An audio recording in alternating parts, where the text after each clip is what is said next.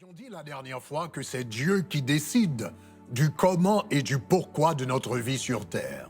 Donc si nous aimerions connaître notre but, notre existence dans la vie, nous devrions avoir une relation personnelle avec lui. Mais avant de vous parler de votre but de manière spécifique, donc il faut vous parler de votre but en tant qu'homme. Avant de vous parler de votre but spécifique, du but spécifique que Dieu a pour vous, il faut que je vous parle un peu du but général que Dieu a pour tous les hommes. Donc, quel est le but de Dieu pour tous les humains?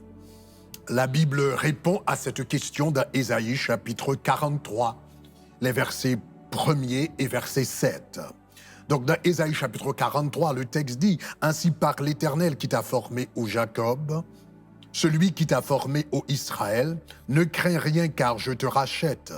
Je t'appelle par ton nom car tu es à moi. » Et au verset 7, il dit « Tout ce qui s'appelle de mon nom et que j'ai créé pour ma gloire. » Tout ce qui s'appelle de mon nom que j'ai créé pour ma gloire, que j'ai formé et que j'ai fait. Donc réalisez ici dans ce texte, prêtez attention, le texte dit que nous avions été créés pour la gloire de Dieu. Les gens sont misérables parce qu'ils ne vivent pas pour la gloire de Dieu. Nous vivons souvent pour notre propre gloire. Nous vivons souvent pour nous-mêmes. Et la déclaration de l'indépendance des États-Unis nous offre un exemple criant à cet égard.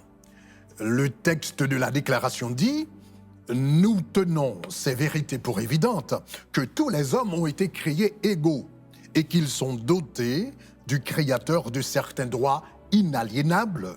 Parmi ceux-ci se trouve le droit à la vie, la liberté, et prêtez attention à ceci, la poursuite du bonheur. » La poursuite du bonheur. La poursuite du bonheur, voilà l'une des vérités fondamentales, voilà l'une des aspirations fondamentales du peuple américain. Et des gens viennent de partout pour les accompagner dans cette quête, la quête du bonheur, la poursuite du bonheur. Donc les gens viennent de partout et rentrent aux États-Unis en quête de la poursuite du bonheur qui est assimilé au rêve américain. Le rêve américain, essentiellement, c'est l'idée d'avoir une belle maison, une voiture de luxe et un peu d'argent supplémentaire à la banque. Cependant, quand les gens arrivent à accumuler tout cela, ils se rendent compte qu'ils ne sont pas heureux, ils se rendent compte qu'ils ne sont pas comblés, ils se rendent compte qu'ils ne sont pas contents, alors ils tombent dans une dépression. Mais le problème, c'est que c'est faux, hein? C'est faux de penser que le but de la vie, c'est le bonheur. Non, le but de la vie, ce n'est pas le bonheur. Je vais reprendre. Le but de la vie, ce n'est pas le bonheur. Le bonheur, c'est le sous-produit du but de la vie. Le bonheur, c'est le sous-produit du but de la vie. Donc, quel est le but de la vie exactement? Ouais, le but de la vie, c'est ce que la Bible nous a dit dans Ésaïe chapitre 43, de verset 7. Dieu nous a créés pour sa gloire. Le but de la vie, c'est la gloire de Dieu. Il nous a formés pour sa gloire, il nous a fait pour sa gloire, il nous a créés pour sa gloire. Le but de la vie, c'est la gloire de Dieu. Donc, quand nous vivons pour la gloire de Dieu, alors là, le bonheur nous suit. Donc, le bonheur, c'est un produit secondaire de la gloire de Dieu.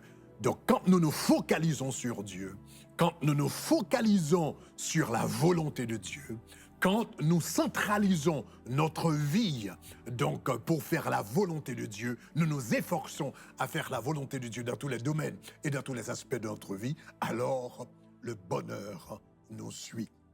Donc Dieu nous a créés pour sa gloire, mais il nous a non seulement créés pour sa gloire,